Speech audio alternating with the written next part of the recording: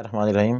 السلام علیکم ناظرین، میں آج کچھ عرصے کے وقفے کے بعد دوبارہ آپ کی خدمت میں حاضر ہوا ہوں۔ کچھ وجوہات کی بنا پر میں پچھلے عرصے میں ویڈیوز نہ بنا سکا، تو آج اس عرصے کے بعد آج میری پہلی ویڈیو آپ کے سامنے ہے۔ یہ میری ویڈیو معدے کے مسائل کے حل کے لیے ہے۔ معدے کے مسائل میں خوراک کا ہضم نہ ہونا، پیٹ میں گیس کا ہر وقت بھرے رہنا یا بہت زیادہ گیس کا بننا، بار بار گیس کا اخراج، جو کہ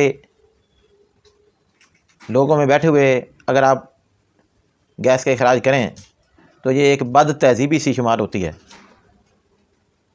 اور یہ معدے کے پرابلم کی وجہ سے ہی یہ ہو رہا ہوتا ہے۔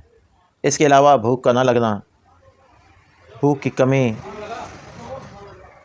اور اس کے ساتھ ساتھ موٹاپا بھی ہے۔ تو یہ ساری بیماریاں جو ہیں، ان کے لیے میں آپ کے سامنے آج ایک نسخہ لایا ہوں۔ انتہائی بہترین نسخہ، مجرب نسخہ ہے جو کہ استعمال میں ہے، اور اس نسخے کو بنانا بھی آسان ہے۔ تو آئیے ناظرین، ہم اس نسخے کے اجزاء کی طرف چلتے ہیں۔ نسخے کے اجزاء کی طرف جانے سے پہلے میری آپ سب سے گزارش ہے کہ آپ میرے اس یوٹیوب چینل کو سبسکرائب کریں، ویڈیو کو آخر تک دیکھیں، اور اگر آپ کو اس میں سے کسی وضاحت کی ضرورت ہو تو کمنٹ میں مجھے اس کے بارے میں بتائیں۔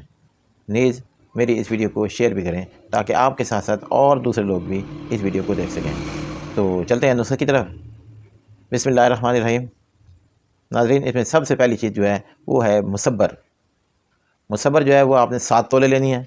اس کے بعد ہے سہاگا، یہ آپ نے 1 تولے لینا ہے۔ اجوائن خراسانی، اجوائن خراسانی جو ہے یہ آپ نے 2 تولے لینی ہے۔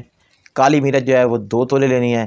ان سب چیزوں کو آپ نے کوٹ پیس کر باریک کر لینا ہے، بالکل باریک ترین پاؤڈر کی شکل دے دینی ہے۔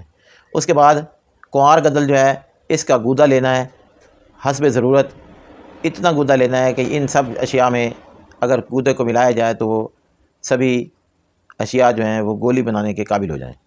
تو اس کے بعد آپ اس سارے صفوف کو، جس میں کہ آپ کوار گدل کا امیزہ بھی اس میں ملا چکے ہوں گے، اس کی مدد سے اسے گولیاں بنائیں، اور یہ چنے کے سائز کی گولیاں بنائیں، خشک کریں اور کسی ہوا بند جار میں رکھیں۔ اور اس کے بعد اس میں سے 2 گولی صبح بعد الغذاء، کھانا کھانے سے آدھا گھنٹہ بعد، اسی طرح رات کو بھی کھانا کھانے کے آدھا گھنٹے بعد آپ نے 2 گولیاں استعمال کریں۔ انشاءاللہ اس میں ہم نے جو بیماریوں کے نام لیے ہیں، ان بیماریوں سے اللہ تعالیٰ آپ کو نجات دے گا۔